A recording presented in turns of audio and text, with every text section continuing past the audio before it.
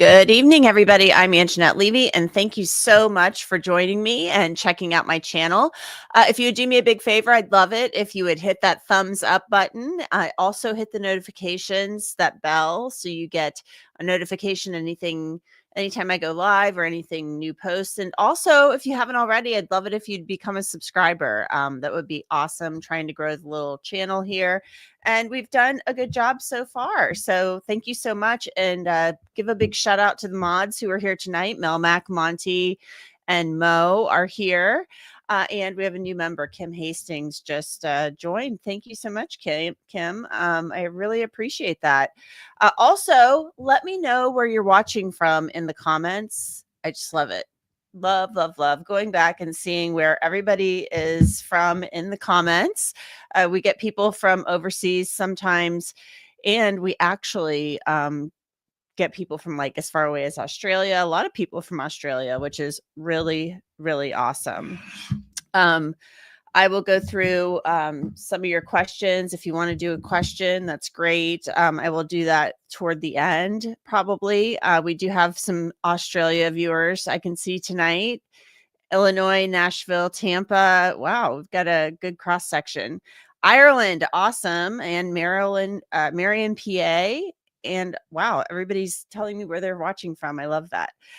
So I hope everybody's had a really great week. I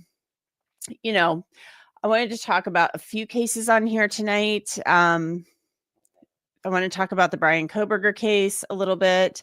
I know I had mentioned I was going to talk about Mickey Steins at some point. I will do that, but I wasn't going to do that tonight. I'll do that another time because there's stuff going on there. And that's a really crazy important case. But I wanted to talk about the Dan Markel murder case and also the Charlie Kirk murder case. So lots of stuff going on. Hi from Virginia, Toyo Toys. Woot, woot. Woot, woot, back to you. So those are the things I kind of wanted to talk about tonight because especially the Kobberger case, because I did an interview. And I actually did this interview last week with the prosecutor, the lead prosecutor in the case, Bill Thompson, and also his chief deputy, Ashley Jennings. So, they both worked on this case from day one, right? Since day one, they were both on the ground. They are from Moscow. They live in Moscow, from Latah County. And, I thought it would be great to talk to her because she had been on the case so long. From the very beginning, we've seen her argue motions in court and things like that, but we never hear from her.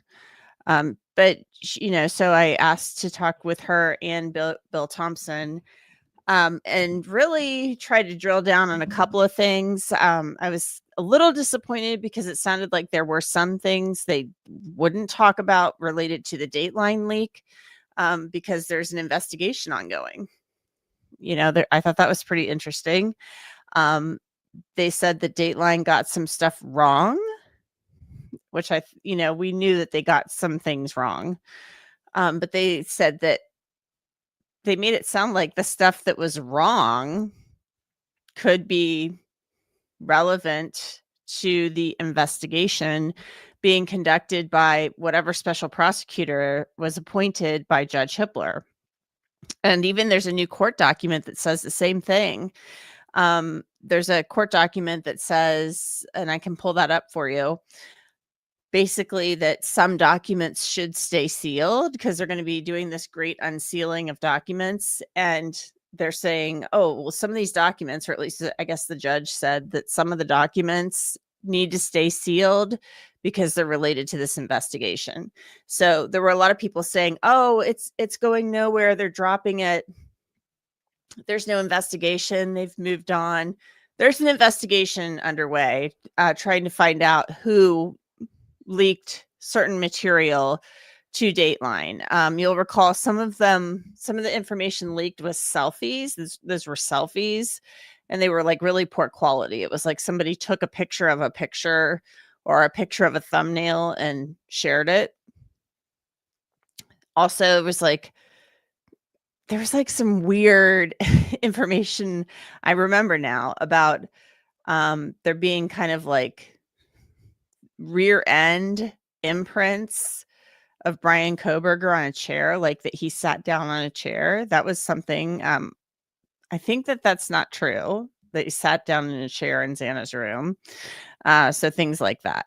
But really, one of the things I was most interested in asking about, because we'd heard over and over again about the plea deal, you know, how Bryan Kohberger's team approached them about requesting this plea agreement.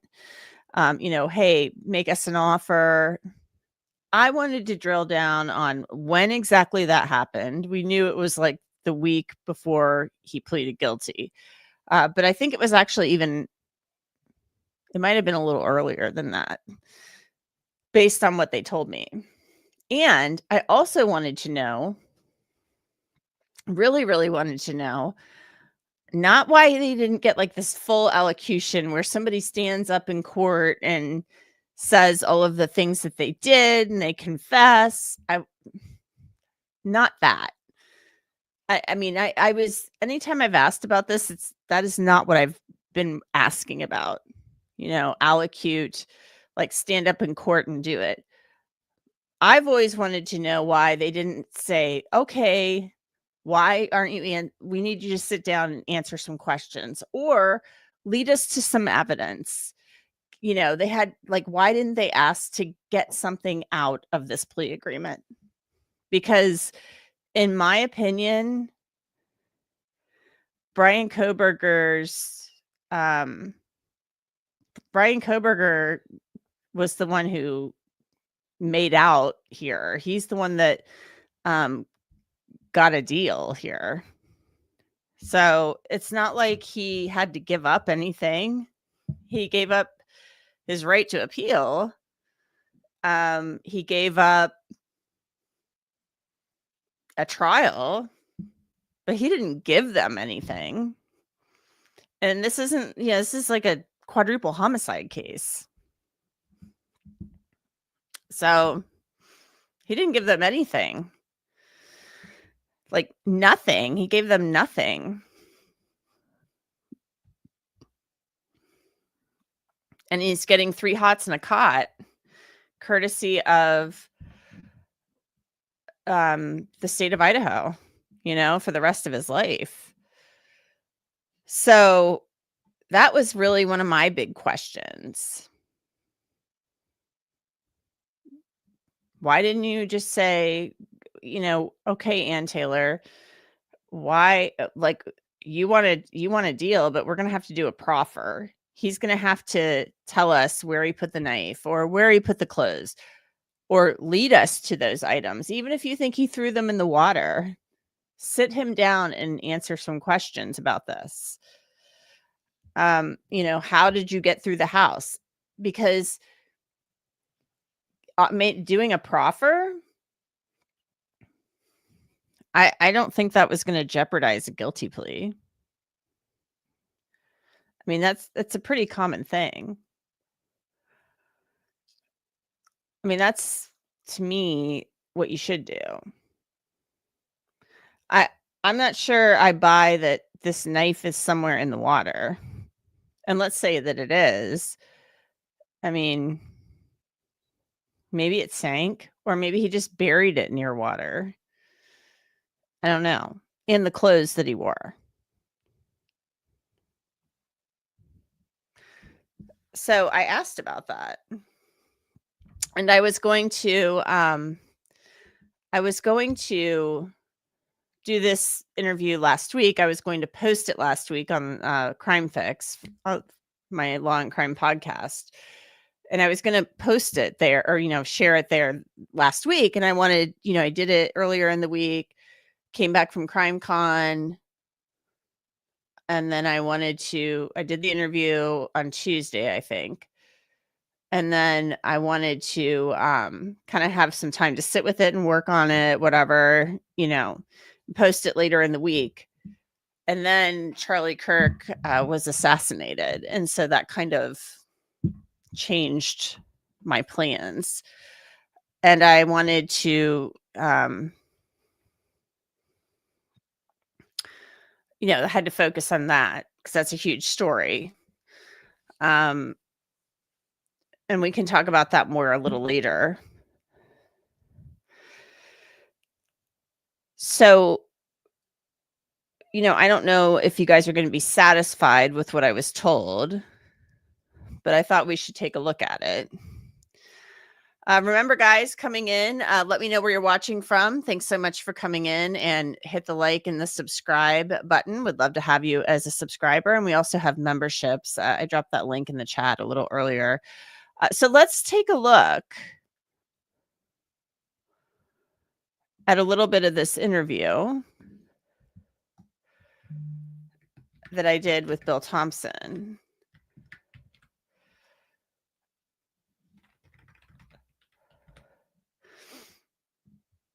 I should have done this earlier. Before we do that, let's remember why we're here too.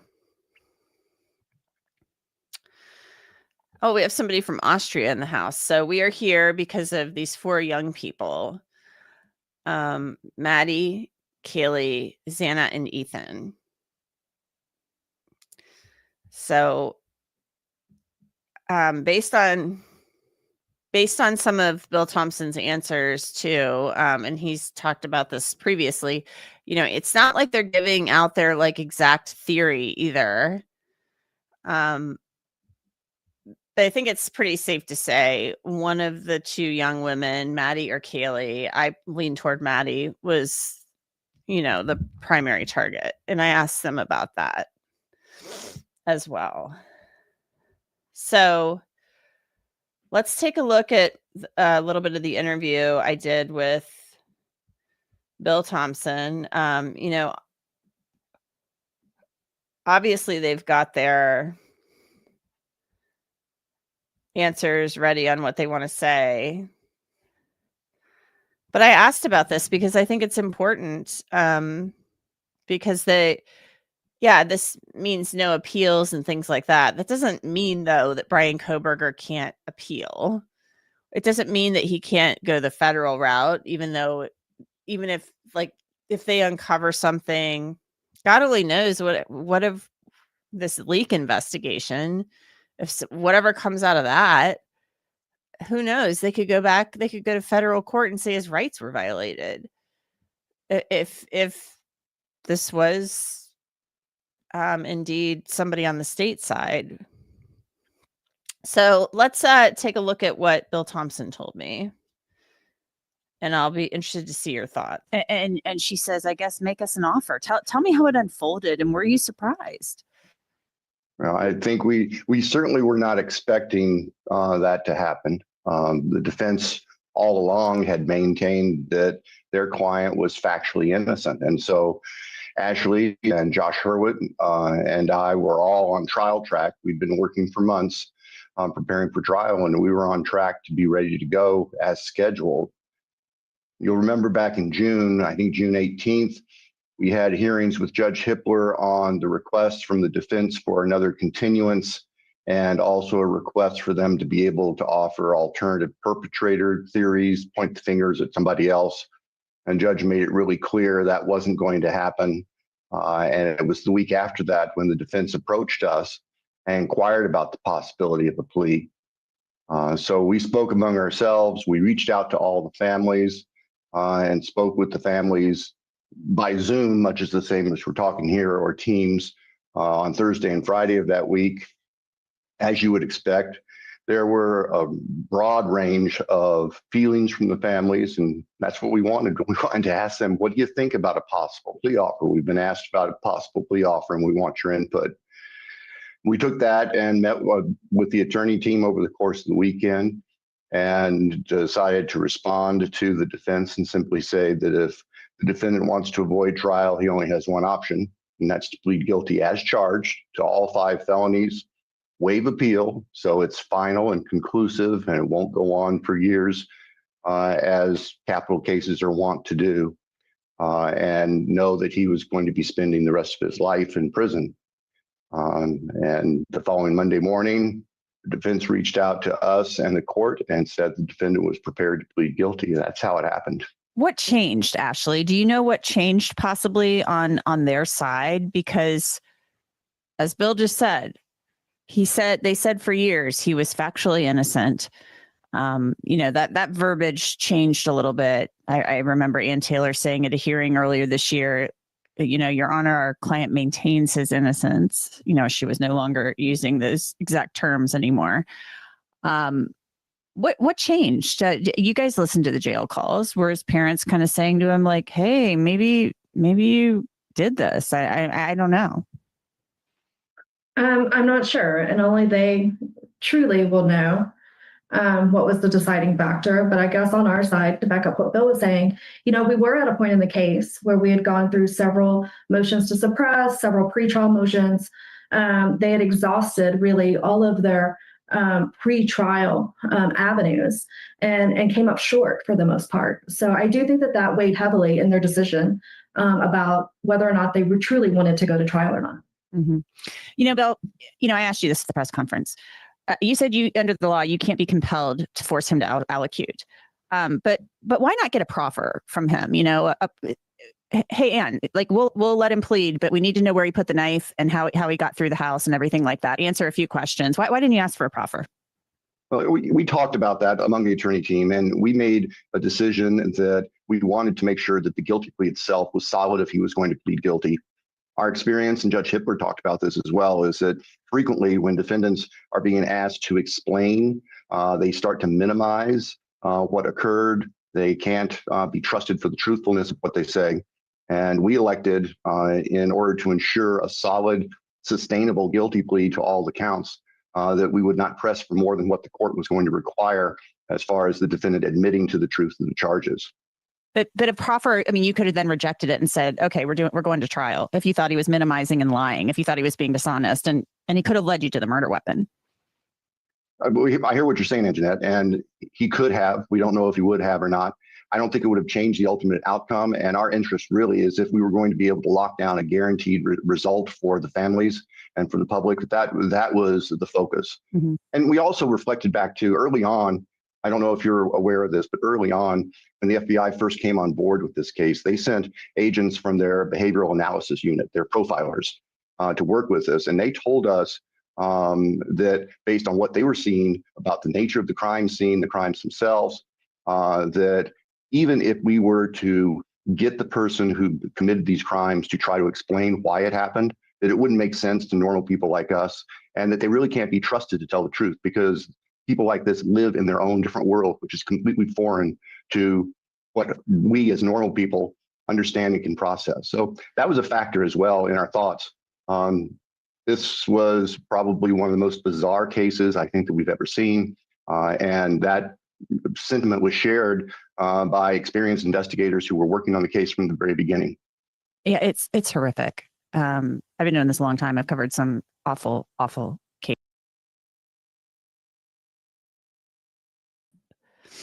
So I thought that was kind of interesting because I feel like he kind of said, well, the FBI, the BAU, which, yes, I did know they came in during the run-up of this crime in the beginning, not the run-up, but in the beginning of this investigation. I knew the BAU was there. We had heard that through the grapevine. I don't understand. This is my thing. The BAU, if you know anything about the behavioral analysis unit, it's when it started, like Dr. Ann Burgess, John Douglas, they went into the prisons and they talked to these serial killers. That's what they did.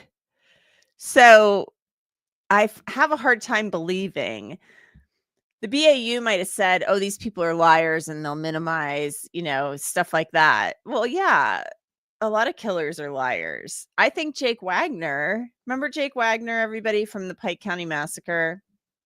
Does everybody remember Jake Wagner? Jake is an awful human being. He's a terrible person. And he admitted to killing, at least being a part of the conspiracy to kill 8 people in Pike County, Ohio. members of the Roden and Gilly family. And he admitted to it. He sat down. He did a proffer with the prosecution. His lawyer was present. He led them to the truck and the guns. The truck that they drove and the guns, Jake Wagner did. And he made a deal that involved getting the death penalty taken off the table for him and his family members. He testified at trial. I believe Jake was not completely honest during his trial testimony. I believe he tried to minimize George's involvement. I believe Jake told the truth up to a point, because that's what these people do. But he was consistent in that he said that they planned this and they killed the Rodens and Hannah Gilly. And so all of these people lie. They all lie. They're all liars.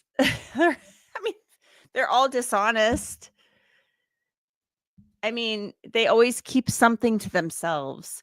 I am sure of that. I'm certain of that they always keep some stuff to themselves because in their sick heads, it's like their triumph or whatever, their little treasure, or their mental trophy. But it doesn't mean that he couldn't have given you something. And so the BAU, are you going to tell me that John Douglas, let's say it's John Douglas. Let's say John Douglas wasn't in his 80s and he's a member of the BAU right now. You're going to tell me that John Douglas wouldn't have been like, go in and talk to him, see what he has to say, because then they would have taken that recording. I won't say tape. It's dating me. They would have taken that recording and they would have listened to it, and they would have gotten something out of that, even if he lied, because all these people are liars. They're murderers. They're not good people. They're not good people. They're bad people. There's something wrong with them. And they're all liars. So what? You got to pick through the lies. You got to pick through the lies and weed through the lies to get to the truth. Like, I remember one person in particular accused of murder who told me a bunch of crap on the phone, a bunch of lies. But in those lies, there were things that I knew were true, and I could figure out which things were true and which weren't.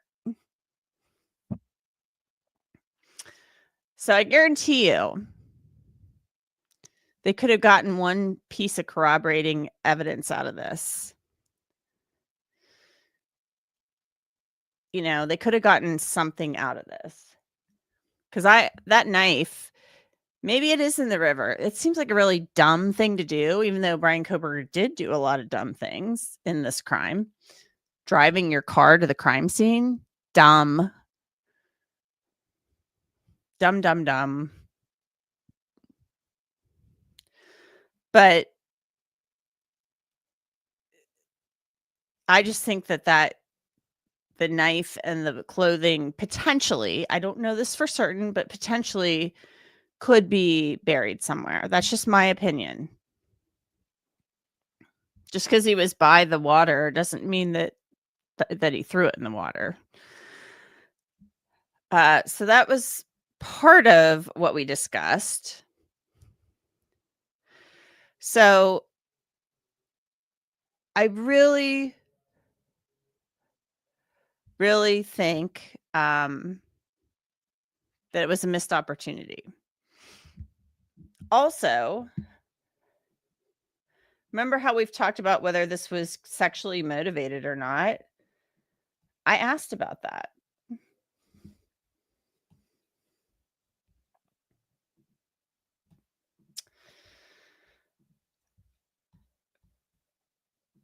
And just for the record, when I asked about why didn't you make, even at the press conference, when I asked why didn't you make him give a statement or whatever, I wasn't talking about an allocution, like, oh, stand up in court and say this, that, and the other. I was talking like an interview, like where he sits in a room with his lawyer and they ask him questions, or, you get something out of it. Because they showed weakness. The minute they asked for a deal, they showed weakness. Also, I requested from the prosecutor's office in a public records request the emails between Ann Thompson and Ann Taylor, pardon me, and Bill Thompson discussing this plea agreement, and I was denied. I was told those are confidential communications. So it kind of makes me wonder when exactly this actually came up. Because he's saying, let's look at the calendar. June 18th was that hearing where Judge Hippler was basically like, yeah, be ready to go to trial. Like, I'm not going to grant your motion. Essentially, that's what he told them. So that was June 18th. And then he says the following week, they called and inquired. So that would have been the week of the 23rd. And then he talks to the families on teams the 26th and 27th, that Thursday and Friday. And then presto, boom, by Sunday, the deal is done. Because that's when that email was sent to the families saying, we're resolving this case via plea. On July 2nd, excuse me. July 2nd, they're in court doing this plea deal.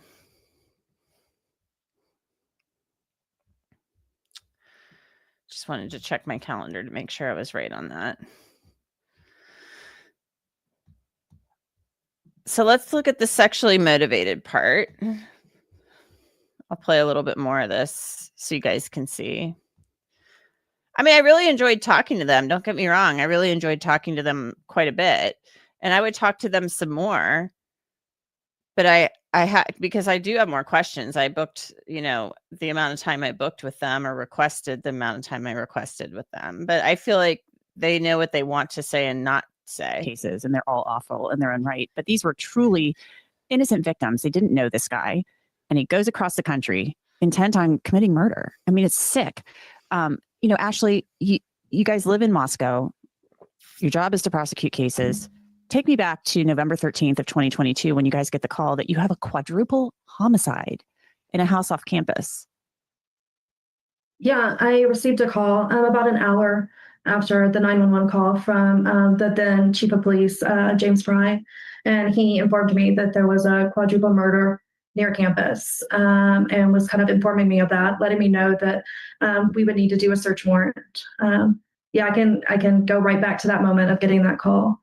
And then I then started working on a search warrant and then responded to the scene shortly thereafter.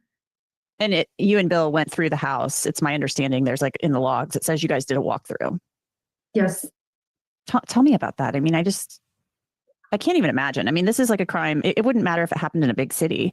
It would be horrific. But I mean, you guys this is not what you see a lot. The crime scene was handled well, or what are your thoughts on that? When I arrived on the scene, I was actually. This leads to Bryan Kohberger. And when you guys find out the name Bryan Kohberger, I mean, Ashley, what's your thought? I mean, obviously it's like, okay, he's a Washington State University criminology student. He's at home in PA for the holiday or whatever. But I mean, just no connection that you guys could determine whatsoever to these kids. Yes. When we heard the name on December 19th, at that point, that's really all we had was a name. And it was a new name. It was a name I'd never heard before. No one on our team had ever heard before.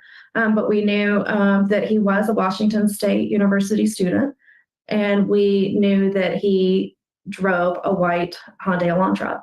And from there, the investigation really, it was able to take off from there. Mm-hmm. But the name, meant nothing to me in the very beginning because I'd never heard it before. It had not been someone that we'd been focused on. We had never heard it before. But after that, The investigation really took off. We were able to do multiple search warrants looking into the defendant, getting his financials, getting his cell phone records.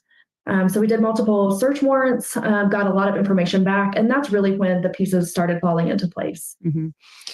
What is your working theory, Bill, about this crime and why he did this? I mean, you have to have some type of.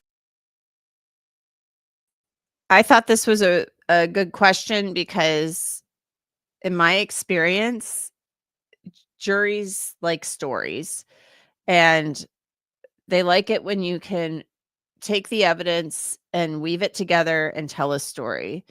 A lot of times when you have a crime scene, the state will, and even the defense will hire a crime scene reconstructionist to look at the evidence, analyze it, and tell you what happened. You may not always need that, but it does happen in some cases. It happened in the Alec Murdaugh case. Remember, Dr. Kenny Kinsey was the crime scene reconstructionist, and he kind of analyzed the evidence and said what he believed happened based on that evidence. And then the defense had their own expert testify as well to their theory. But I want to know what they think happened. And he had said in a prior interview, like with ABC, something about what they thought happened, but listen to what he says here, because I wanted to know the details of what they were going to tell the jury, because in closing, they could have presented all this evidence and said, we have this DNA, we have these cell phone pings, we have this, and we have that, and then told the jury a story to wrap it up and make it make sense in closing. So here's what he said. Working theory. I mean, juries like to hear stories. You have to tell the jury a story. So what was your working theory here about why Bryan Kohberger went to King Road that night and who specifically he was targeting? Well, Angenette, going into trial, we really weren't going to be proposing a working theory like you just discussed. Our focus was on the evidence showing that we have these horribly murdered young people, and the evidence that proves beyond a reasonable doubt that the defendant is the one who was responsible for it. The lack of the backstory is something that we have to factor in. It's not an element of the crime. It's not something the jury will be asked to decide on.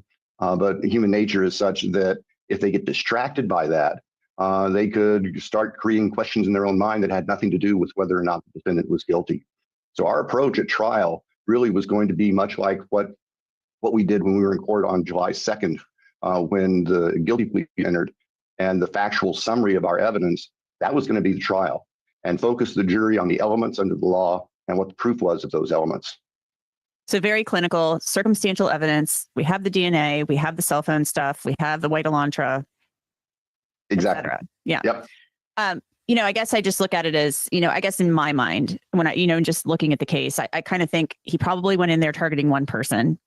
I think this is somebody who lived in his own head, as you kind of mentioned earlier. I think that, the cell phone stuff kind of shows that. He wanted to, I think he went in there targeting one person and this spun out of control. Have you ever kind of thought about that? Angenette, that's certainly a very reasonable hypothesis. And I know that's something that we've talked about, that the investigators have talked about. Whether it's 100% accurate, I don't know that we'll ever know for sure, but it certainly makes sense that he went there with a specific target in mind. And it makes sense under the circumstances of what happened, escalated beyond what he'd planned. And I think, unfortunately, that's why at least two of the other victims ended up being killed. Whether we can know that for sure, I don't think so. But your thought analyzing the evidence certainly makes sense. It's a viable theory. Mm-hmm. Do you believe, I've seen Lieutenant Gilbertson quoted as saying that maybe Xana overheard something and went up the stairs and sadly encountered this monster and then ran down the stairs, and that's how things unfolded from there. Do you believe that's what likely happened? Well, we certainly know from the evidence that Xana was up at the time that this was going on. She had received a DoorDash delivery just shortly before the defendant showed up for the last time around the residence. And so it appears likely to us that she was awake, that she heard something and responded to that and encountered the defendant. And that's what escalated the homicides to include her and Ethan as well. We think that's a very likely explanation of how they became victims. I want to talk now about the phone. He had wiped it. I've talked to the Barnharts, about what they were able to find and not find on his devices. I know there was all this pornography on there. Do you believe he had a sexual motivation here based on all of this nasty stuff on his phone? I don't know that we can say for sure. The medical examiner specifically looked for any evidence of sexual assault and found none. So we really don't know if that was a motivator for him. It certainly could have been, or it could have been part of what motivated him or what connected him to this particular house and these particular young people. How frustrating, I'll start with you, Ashley, and then I want to hear from you, Bill, was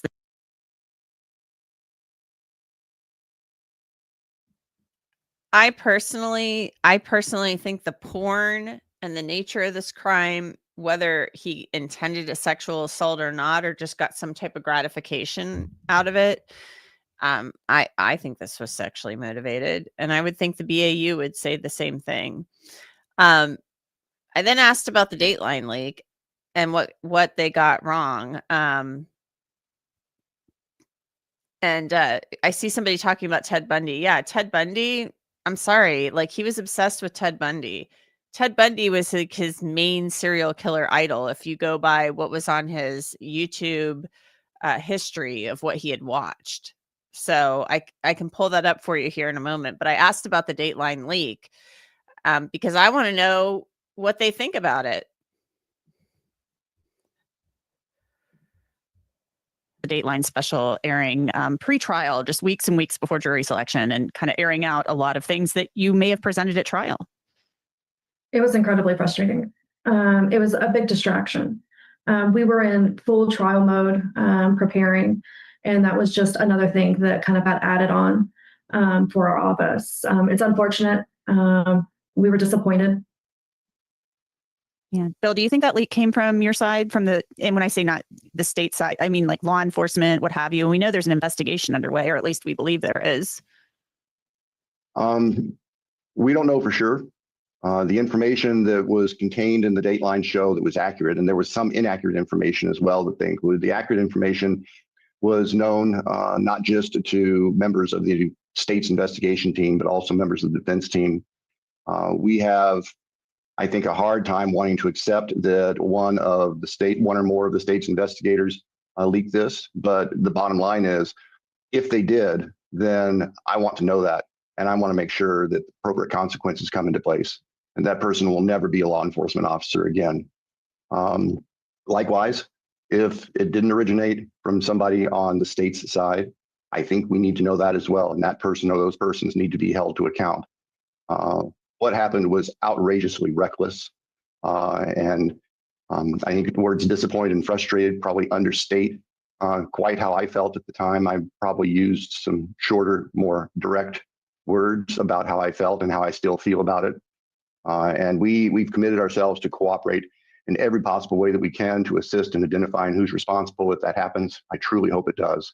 It was horrible. It was just completely inexcusable. It should have never happened. Completely irresponsible. That's the kind of thing that can derail the entire criminal justice system. Judge Hippler was rightfully very, very mad. What did Dateline get wrong? You said they got some stuff wrong. When he says that it could have derailed the whole criminal justice system, I'm telling you what, if it comes out that it was a cop or somebody on the state side, yeah, Ann Taylor could have like say they're in the middle of trial and something happens and they figure it out who it is, or if it's more than one person, she could have possibly filed a motion to dismiss, or some court who, not Hippler probably, but they could have determined that it was so egregious that it really violated Bryan Kohberger's rights. I mean, I talked to Philip Dubé about that a while ago. This really, I mean, if they get to the bottom of this, who leaked this stuff, yeah, it could have had dire consequences had the case proceeded through trial and things like that. You know, I'm just saying, it could have had huge consequences. So I asked what Dateline got wrong. This is what he said. Well, I'd prefer not to say that right now because I don't want there to be generally publicly known what was right and wrong from our perspective. I think that's information that's going to be important to the investigation. So as much as Ashley and I would love to sit down and just say, well, we went through it and here's what's correct and what isn't, that's something we can't do right now. Sorry. Would you have been able to charge him, even if you had found him through the White Elantra, you know?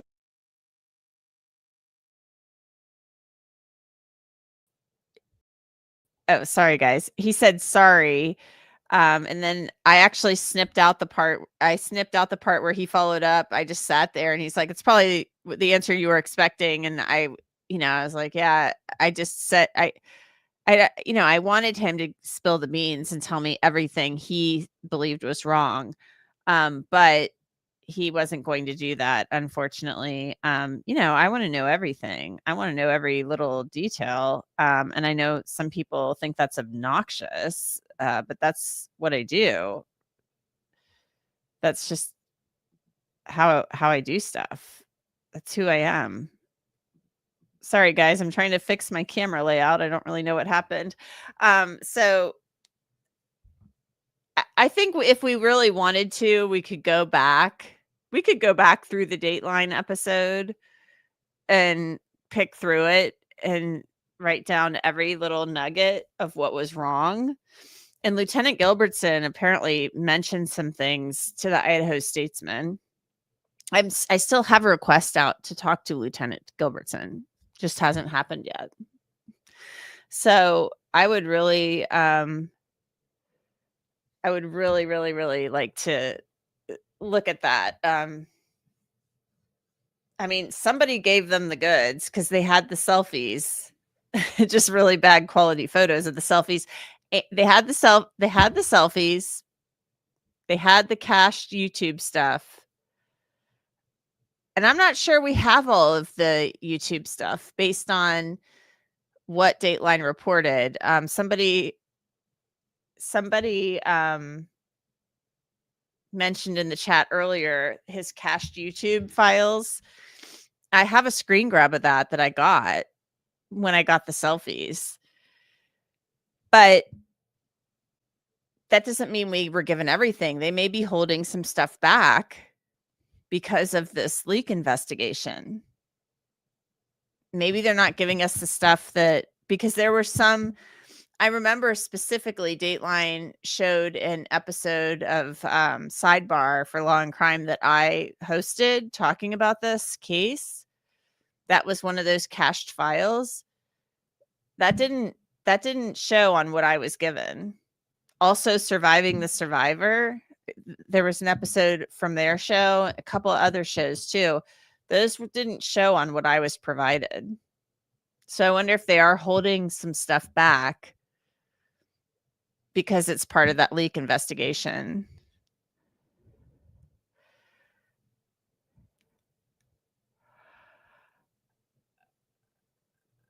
So there you have it. So I'm going to go up. I saw somebody asked a question. I did really appreciate them granting the interview to me. I was really interested to talk to them. Part of me feels like they are holding back and not saying some things, and maybe it's because of the leak investigation, or maybe they just don't want to say certain things. I don't know. I don't know, but they've got to have thoughts and feelings and theories about how this whole thing went down. You know it. Michelle L., thank you for the super chat. I agree with you about the BAU. They could have gotten something out of BK. Can you put in a FOIA request for BK jail calls like they did for Stephen Stearns?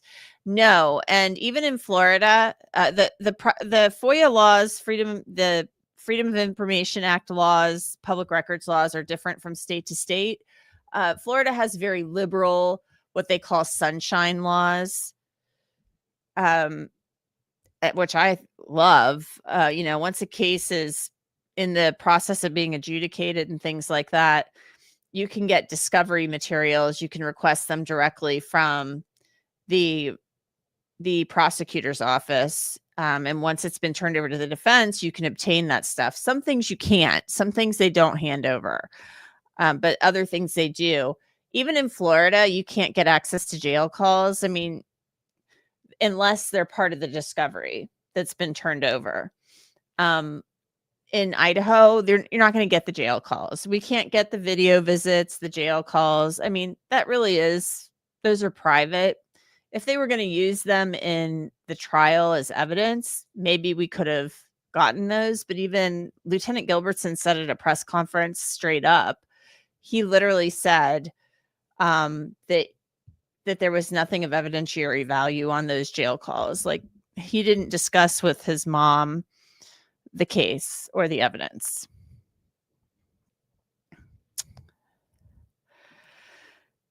Elzer says, I think Dateline will get Kobberger interview. Like what? Family or him? I don't know. I'm not sure he's going to be jumping to go talk to Dateline. I mean, I would be shocked after they did that. I mean, look, they got the scoop. That's what news people do. You get the scoop, but you have to make decisions on what you put out and what you air. And I wonder if they aired everything they had or just some of it. So let's move on now to this one. Wendi Adelson. There's been a lot of questions about Wendi Adelson. She is Dan Markel's ex-wife, and her mother, Donna Adelson, has been convicted now of her part in the conspiracy to murder Dan Markel, because she wanted to have more access to her grandchildren, the children that Wendi Adelson shared with Dan Markel. And really the big question on everybody's mind right now, the minds of people following this case, Wendi and her dad, Harvey Adelson, they've been named for some time now. They've been named unindicted co-conspirators by the state of Florida. The state attorney down there has called them unindicted co-conspirators. That means they believe they were part of the conspiracy, but they're just not charged. In every case, there's always some type of in this case, I should say, at every trial, it seems like they forecast what's coming next. And we have no idea if anything is coming next. This may be it. But in the last trial, there was a lot about Donna, obviously. In Charlie's trial, there was a lot about her phone calls with Charlie, a lot of discussion about Donna, that showed the motive and the crime, because it seems like in this conspiracy, the state believes Donna and Charlie were the main actors. And even Donna, if you listen to those jail calls, she knew she was next. And she said it in a text message to Wendi. Well, in Donna's trial, I'll tell you what, I feel like I've said this, that they were telegraphing all this stuff about Wendi. It was like they were forecasting, or like, I called it the foghorn that one night. I did the woo, Wendi, woo, and I just do that because it seemed like they were saying a lot more about Wendi in this trial with Donna than they had in the past. So I called up Jack Campbell's office and tried to get an interview with him. That did not go through, but he's done interviews with local reporters. And, maybe he won't do one with me because, the local news, they take a little snippet, like 15 seconds, and use that. And that's what they have. That's what they put on the news. Mine would be like a 10-minute back and forth. And we don't know what they're going to do with Wendi, if anything. But it's one person who thinks that Wendi Adelson, and Wendi has not been charged, just so we're clear. One person that thinks that Wendi Adelson will be charged is Dan Markel's former divorce attorney, Stephen Webster. And I talked to Stephen Webster. And Stephen thinks that Wendi knew that this was going to happen. And so I've interviewed Stephen before. I interviewed him back in 2023 after Donna's arrest, and we had a nice talk. And so I asked him straight up, do you think they're going to charge Wendi? You know, she has the boys, Dan's sons. She's raising them. And so I want to play a little bit of this for you guys. Wendi Adelson could possibly be charged in this conspiracy, in the plan to murder Dan Markel. What are your thoughts on that? What are you seeing coming down the pike? Because Jack Campbell, you know, right now is saying things like, you know, any decisions we make will be made in time, and they're giving the answers they're supposed to be giving.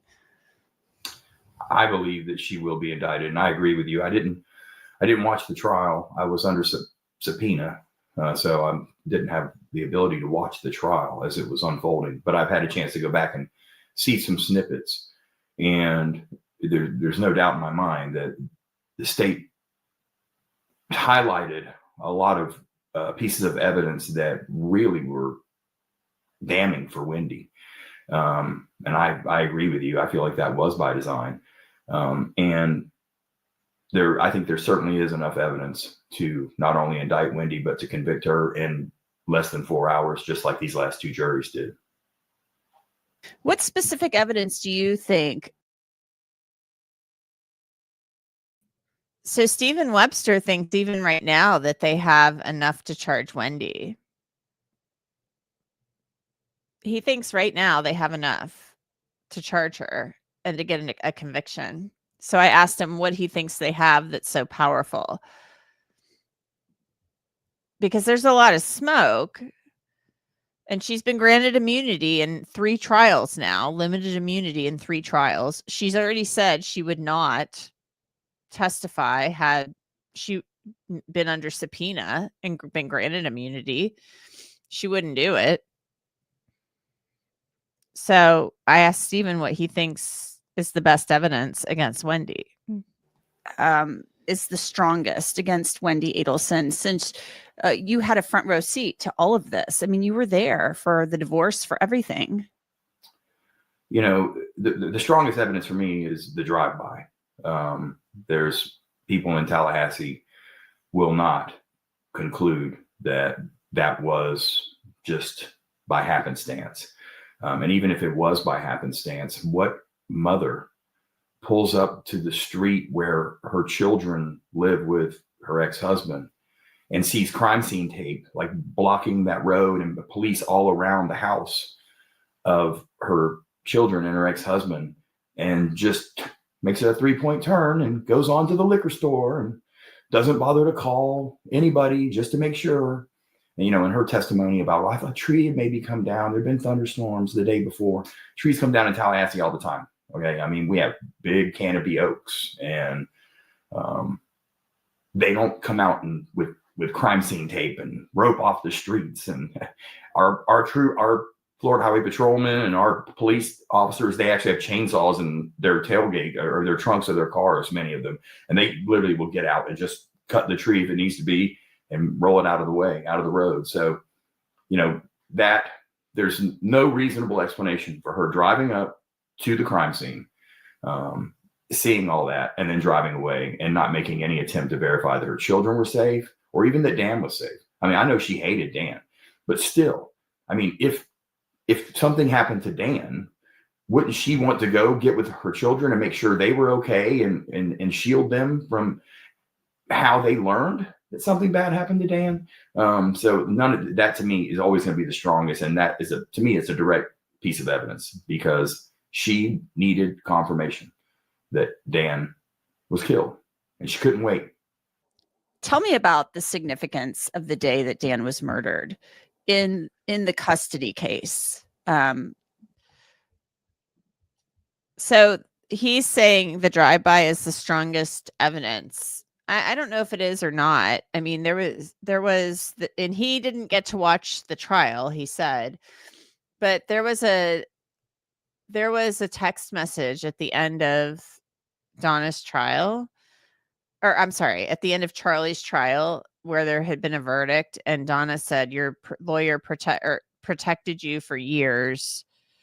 And she said something like, I'm next, or something like that. And it wasn't like Wendi was like, what are you talking about? Like, it sounded like Donna was saying this like Wendi would know exactly what she was talking about. Because Donna said something like, your lawyer protected you for years, blah, blah, blah, all this stuff. So it sounded like,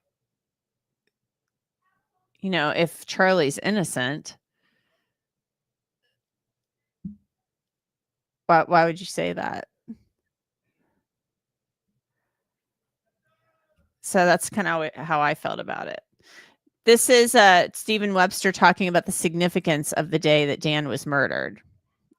So I think this is super interesting because the divorce was final, but there was more going on behind the scenes that you were preparing to do and preparing to file. Wendi had filed a motion to enforce the marital settlement agreement and a motion for contempt because Dan had not paid some of the monies that he was required to pay under the marital settlement agreement. Dan was upset because he was convinced that Donna and Wendi were engaging in a pattern of behavior that was intentionally designed to alienate him from his sons. She wasn't honoring his time with the children the way the marital settlement agreement required it. She wouldn't take the children to school a lot of times, which is a real problem for him, because he would go and sit with them at lunch. And even the director of the school was saying these boys need to be in school more than they are. She was enrolling them in things without consulting Dan. And then the biggest thing for Dan was that he knew Donna was saying ugly things about him around the children, calling him stupid, saying she hates him. And so he knew that was what she wanted to do. Donna wanted to do everything she could to drive a wedge between him and his sons, and he wasn't going to have it. And that was the tipping point for Danny. At that point, he decided, I'm not paying you any more money. And he knew she was going to file a motion for contempt. And he filed a cross motion for contempt. And he pointed out primarily that Wendi had fraudulently concealed significant assets that she had possession, dominion, and control over when she submitted her financial affidavit. So in a divorce, you submit a financial affidavit where you attest to what your assets are and your liabilities. The other party does the same thing. It's critical because the court has to have a full picture of the assets in the estates in order to equitably divide those assets. So it's a critical part of a divorce. And if you intentionally conceal those assets, you're preventing the court from having a full picture of what's what, so the court can figure out what's equal, what's an equal divide. And it's just straight up fraud. And so Dan had really, really solid proof that Wendi had done that. I mean, unequivocal proof. I think she would come in now and say, oh, it's no big deal or whatever. But he was alleging a total, it was about $200,000 worth of assets that she had not identified. So that was when Dan hired me. They had already filed his motion for contempt, had already been filed.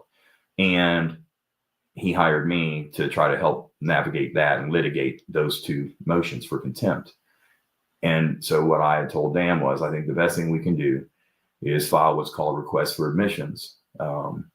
It's a civil discovery tool that you send over to the other party, asking them to admit certain things or deny certain things. And primarily, I wanted her to admit that she had concealed those assets, that she had not listed them on her financial affidavit as she was required by law to do. And like I told Dan, it doesn't matter to me if she admits or denies it, because we're going to prove it one way or the other. So if she denies it, it's going to be a second act of fraud on the court. that she'll be committing and perpetrating. Given that she was a lawyer, and I guess presumably still is, and a law professor, I told Dan, I said, look, I don't like the idea of doing this. I don't like the idea of proving these things, because I really believe it will have dire consequences for her professional licensure. I don't think the Florida bar would have taken it lightly if we proved that she committed fraud on the court. You can get, the bar can be forgiving on many things, but they're not forgiving when you're dishonest as a lawyer. They're not forgiving when you commit perjury or when you steal money from your client's trust account. That's the kind of stuff that gets you disbarred. So I told him, I said, I have, real.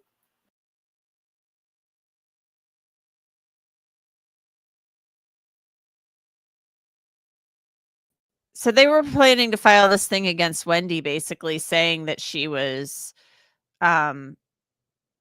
lying to the court and lying about assets, and that could have jeopardized her law license.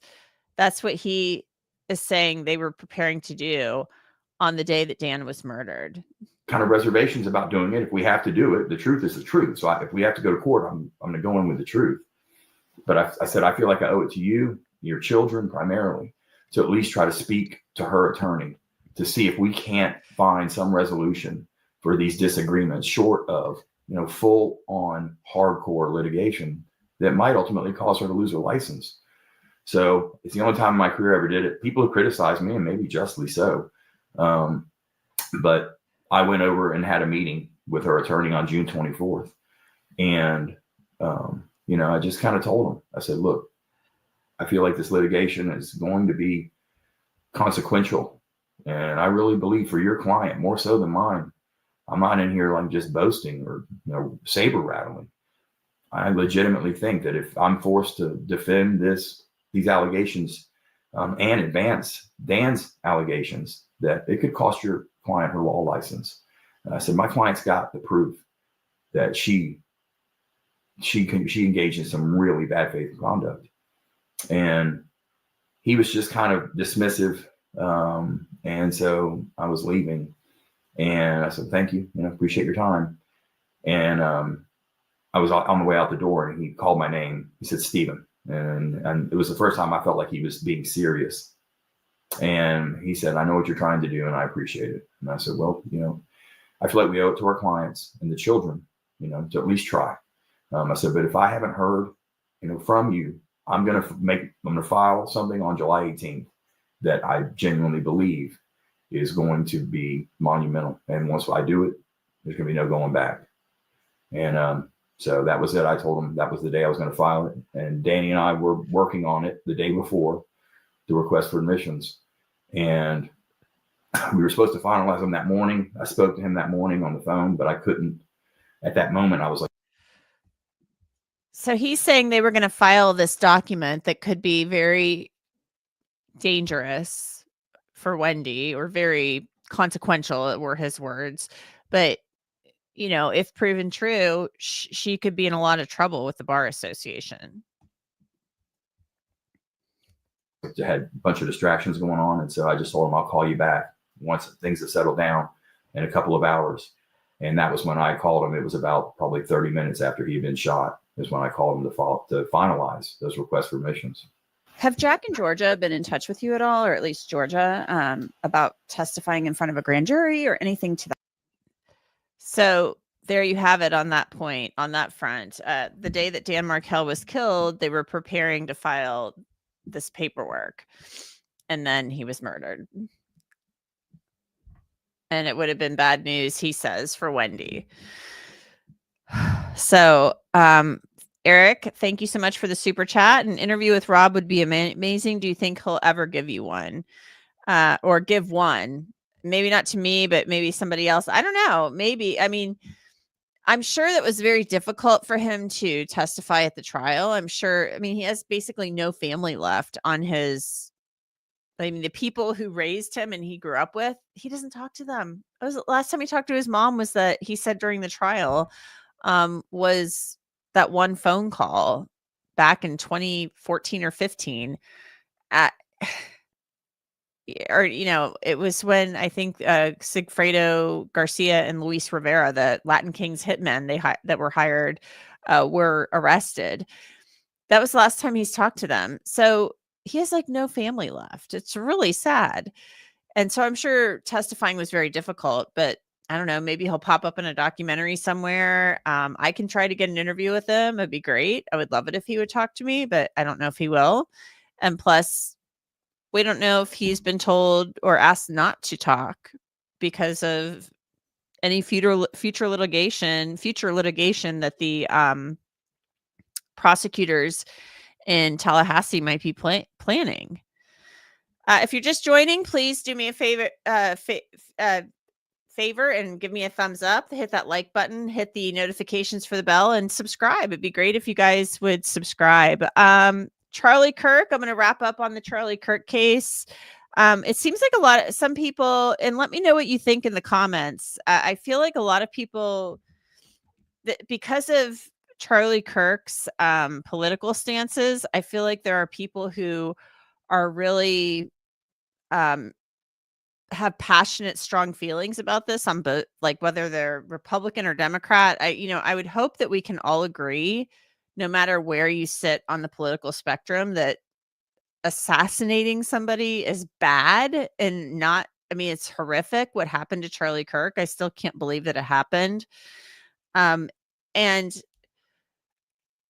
it's just awful. But it seems like some people in the chat some people have commented they don't like the way I've covered it, or they don't like this. You know what? I met the guy back in 2016 covering the Republican National Convention. He was a nice guy. He was young. Let's do the math there. He was 31 when he was murdered a week and a couple of days ago. So that would have been in July of 2016. So 9 years ago. He was 22 years old. He was 22 years old. Then I met him out on the street with a couple of other kids. They were just starting the Turning Point organization, or had started it. And it seems like a lot of people really don't care for this case, but this is a homicide case. This is a murder case. There was a 33-hour manhunt for the suspected killer. And I'm just, it's just horrific to me that I don't care what side of the aisle he was on. Horrific to me that a father and a husband and somebody who, whether you liked him or not, would go to these college campuses. He drew a crowd. People liked him. And there were people in that crowd that didn't like him and that came out to come up to the mic and debate him because they wanted to debate him. And that's what he did, whether you liked what he had to say or his ideas or not. And so I still can't believe this happened. It's just absolutely horrific to me. I saw the video the day it happened. What's even more disgusting to me is that somebody on my child's bus pulled it up on an iPhone and showed it to my son. Like, why are kids on buses, school buses, why do they have smartphones? Why are kids, elementary school kids, being given phones? It's one thing if you're like a latchkey kid or something, but why are they doing that and then playing this video of Charlie Kirk being assassinated on the school bus? Can you tell me that? Because I had to talk to my son about it. He was really upset. My 10-year-old should not be seeing somebody being assassinated on the school bus on a smartphone. So what the heck? We have cell phones everywhere these days, and then like people taping stuff.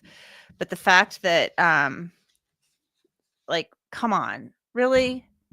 If you're going to give your kid a phone, don't let them download stuff where they can see that.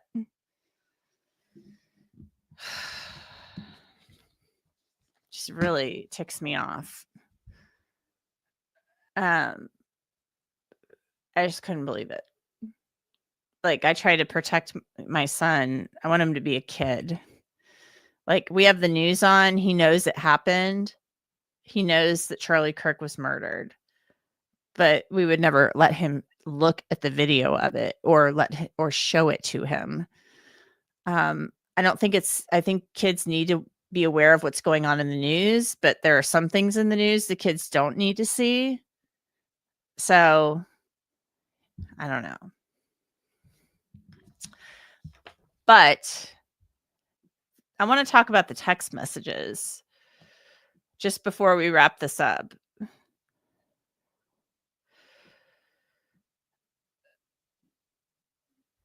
I'm pulling them up.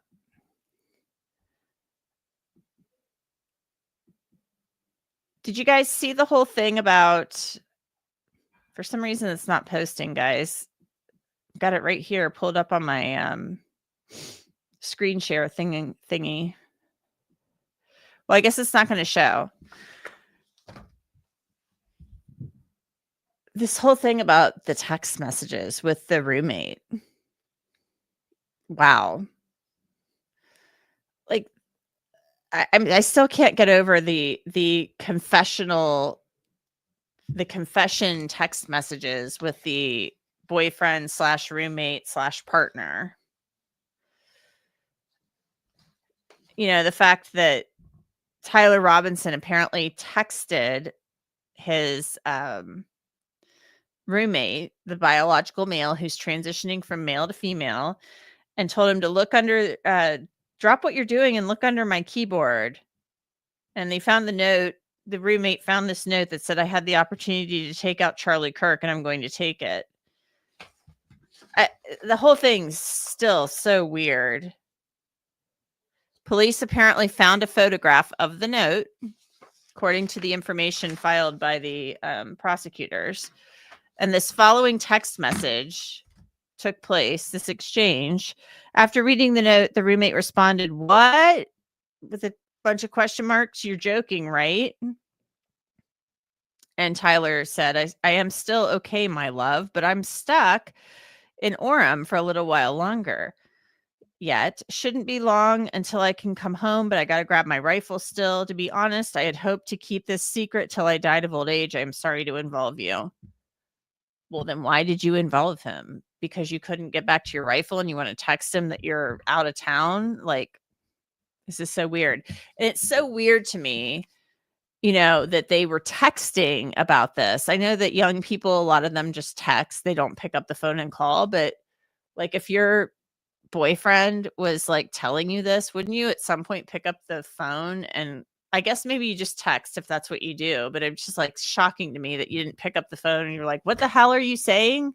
You're what? You did what? But I guess that's what 22-year-olds write. I guess this is what 22-year-olds write. This is what they do, you know? You weren't the one who did it, right? And Tyler responds, I am. I'm sorry. And the roommate responded, I thought they caught the person. Robinson said, no, they grabbed some crazy old dude. Let me tell you about the crazy old dude. He is a crazy old dude. He's now facing child porn charges too. I covered that on Crime Fix this last week. No, they grabbed some crazy old dude, then interrogated someone in similar clothing. I had planned to grab my rifle from my drop point shortly after, but most of that side of town got locked down. It's quiet, almost enough to get out, but there's one vehicle lingering. The roommate said, why? Robinson said, why did I do it? And the roommate said, yeah. And Robinson said, I had enough of his hatred. Some hate can't be negotiated out. If I'm able to grab my rifle unseen, I will have left no evidence. Well, that wasn't true. If he had gotten the rifle out, he would have they wouldn't have had his DNA and they wouldn't have had the rifle, but they would have had the spent shell casing with the etching on it. That could have had his DNA on it. We don't know. And what else would they have had? Surveillance video of him all over the place that day. But yeah, I mean, he's right. They wouldn't have the weapon and they wouldn't have his DNA on the towel and on the trigger of the gun.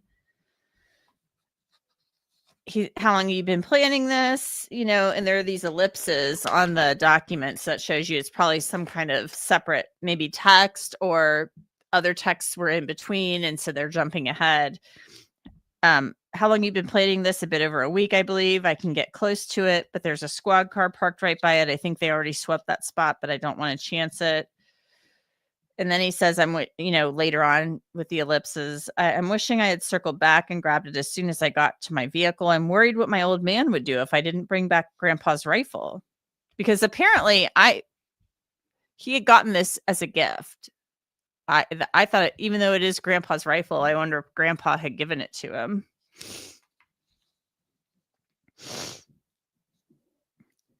I don't know if it had a serial number, but it wouldn't trace to me. I worry about prints. I had to leave it in a bush where I changed outfits. Didn't have the ability or time to bring it with. I might have to abandon it and hope they don't find prints. How the F will I explain losing it to my old man? Only thing I left the rifle was wrapped in a towel. Remember how I was engraving bullets? Like that part, I talked about this the other night when I did a live, but remember when I was engraving those bullets? Remember when I was doing that? I mean, how do you even engrave bullets? You use I'm trying to think of how one would even do such a thing. Do you use like a pin? I'm thinking like a pin, like a push pin that you would use for sewing, or a needle, like to scratch it. Like, how would you even do that? I don't even know. Like, I have, I don't know what a 38, like it was a 30-06. I don't even know how big those shell casings are, those bullets. And I'm thinking like, I have some 22 rounds around here that I bought as a prop, but if I see the notices bulge UWU on Fox News, I might have a stroke. All right, I'm going to have to leave it. There was a $2,000 scope. I'd say Grandpa's gun does just fine. It was a $2,000 scope. Delete this exchange. Tells him to delete these texts. They're never gone forever. I mean, we don't live in that day and age anymore. My dad wants photos of the rifle. He says Grandpa wants to know who has what. The feds released a photo of the rifle, and it's very unique. He's calling me right now. I'm not answering. Since Trump got into office, my dad has been pretty diehard MAGA. I'm going to turn myself in willingly. One of my neighbors here is a deputy for the sheriff. You are all I worry about, love. I'm much more worried about you. Don't talk to the media, please. Don't take interviews or make any comments. If any police ask you questions, ask for a lawyer and stay silent. Well, that didn't happen.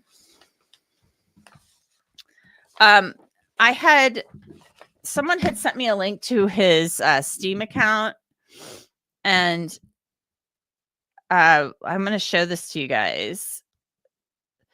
They had sent me a link to his Steam account. Steam is like some gaming thing. And as soon as I punched up his Steam account, it showed, and this was the other night. I wanted to cover this on Crime Fix, but they weren't really interested.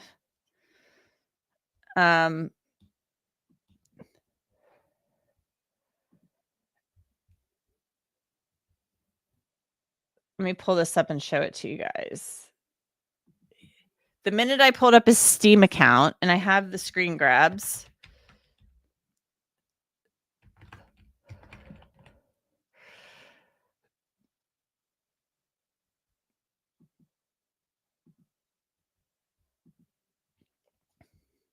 Oh, I just punched it up to show to you.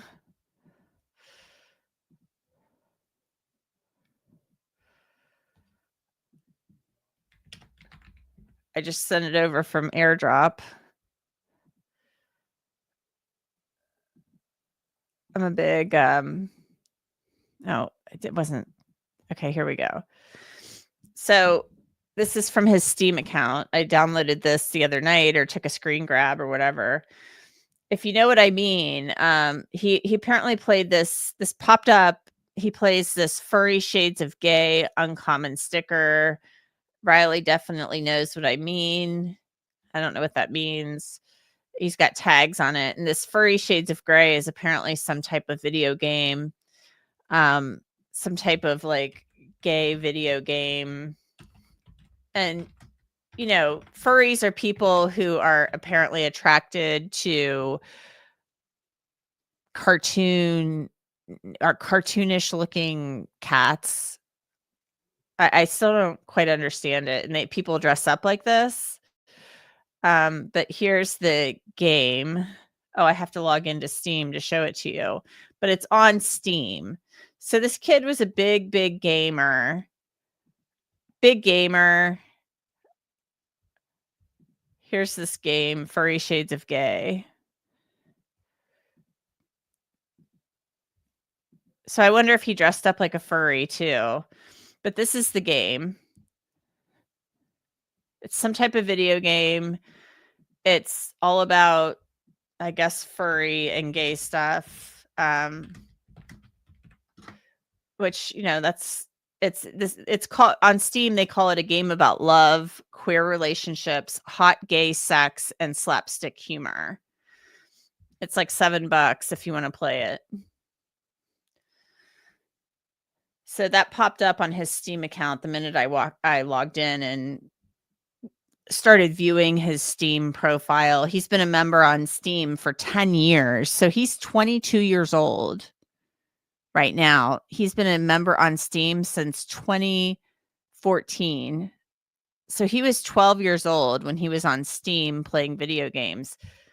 I don't know. That's really concerning to me. All these video games and stuff really concern me quite a bit because I think these kids, this isn't like Atari when we were kids or Nintendo. Like Atari, I was a pretty young kid when that was out. Pole Position, Galaga, I rocked those games big time.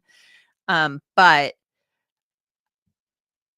Nintendo, you know, Nintendo when I was a little bit older of a kid, I guess 11, 10, something like that. We had Nintendo, then we got like a Sega Sonic the Hedgehog game or something. We had a Sega Genesis, I think is what it's called. So we didn't have games like this when I was a kid. And maybe a lot of you didn't have them like this when you were a kid. I think some of these games, you got to be very careful with this whole gaming world, the Discord. Who are you talking to on Discord? What's going on? Who are you interacting with? What's, you know, who's talking to you? What are you being influenced by? I think these video games are like, you know, they're engineered to like, I was talking to a neighbor of mine who is a psychologist a while back. This was like a year ago. And we were talking about these video games. They're engineered and they're designed to be almost like slot machines, how like they kind of draw you in and you get like a dopamine hit and they make you want to keep going and keep playing and keep playing. And I just don't think that's very healthy. Everything in moderation. So apparently this was one of his big games on Tyler Robinson on Steam. And thank you to the person who sent me his Steam account link. Also, I have a Discord account. I don't really know how to use it, but I went on Discord and, you know, ran around on Discord, looking around on Discord for all kinds of things, trying to figure out how to get in touch with some of these people. I really need to up my Discord game, I think, because I'm not really great at it. Brenton Aussie, thank you for the super chat. Give Bella a pat, please, from me. Great show. Thank you so much. I will. Bella is a sweet, sweet dog. I saw we have some new members. And just for those of you who know, Charlie Kirk's funeral is tomorrow. If you don't know, so that's apparently going to be a huge event. They're expecting 100,000 people to show up to sit in the stadium in Arizona and possibly outside the stadium. Also, there are it's wild to me. This is like Super Bowl level security, apparently. I mean, you are going to have the president and vice president of the United States at this funeral, but they are apparently, I mean, this is huge. There's security concerns. Somebody was arrested either today or late last night impersonating a cop, dressed up like a cop, but they weren't a cop, outside this stadium. That's scary. That's really, really scary. Rhonda Gaines, thank you for the super sticker. I appreciate that so much. Thank you. Natalie says, my kid will be allowed to play Wii Fit and similar vein video games. I think I need to get a Nintendo Wii. And there was a game I tried one time where I was at somebody's house and they had a Nintendo Wii. And I was like, this is amazing. It was like a dance game or something. And I really liked it. I was like, I could totally do this to work out. There was also a Michael Jackson game. It was cool. A Michael Jackson like dance game. I'm like, say what you will about Michael Jackson. He was an amazing talent. And I was like, I could totally do this fitness thing.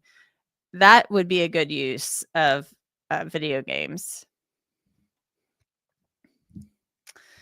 So I think we've got some new members, guys. I'm going to wrap this up. We've got some new members. Thank you, Jack Collins, for gifting memberships. It was super, super nice of you. Let me put that up here. I want to shout out our new members. Our new members, courtesy of Jack Collins. Very sweet. Tara, welcome to our new members. Tara, Debbie Taylor, Cracka Jax, Rita, and Tina Lucille. Thanks, guys. Thank you, Jack Collins, for the members, and welcome to our new members. Remember, you can become a member, and there's a link to do that. Also, we had asked for more mods. If people want to volunteer to be a mod, that would be wonderful. Monty and Mo and Webby and Melmac are awesome, but I feel bad sometimes always asking them. So if somebody wants to be a mod, I remember Sirius Black was in here and saying he would be interested. So if there is a way for you, Sirius Black, to and Natalie said she'd be interested in doing it too. I need a way to get in contact with you guys. So I'm going to put my email address here in the chat so you can do that. And if you could just email me and I will send you guys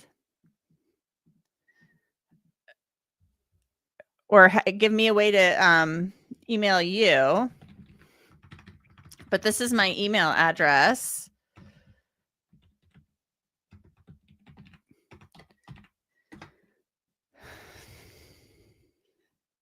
So everybody, I really appreciate you watching tonight. Thank you so much. I'm going to wrap this up. It's been great talking with you. Remember, let me know where you've been watching from. Please hit that like button and the subscribe. Would love to have you as a subscriber. Also, let me know what cases you would like me to cover, what you'd be interested in me discussing, because I cover a lot of stuff, but there are things at Law and Crime that I cover, but maybe other things I'd like to cover that I would love to do on here. And we can talk about those things on here too. Crazy world that we live in. So please, please, please hug your loved ones. Be good to yourselves. Be good to each other. Be kind to everybody. And thank you so much for watching. Thank you, Mel and Monty and Mo, for being here and moderating tonight. And I will see you back here another time. Until then, take care. Bye-bye.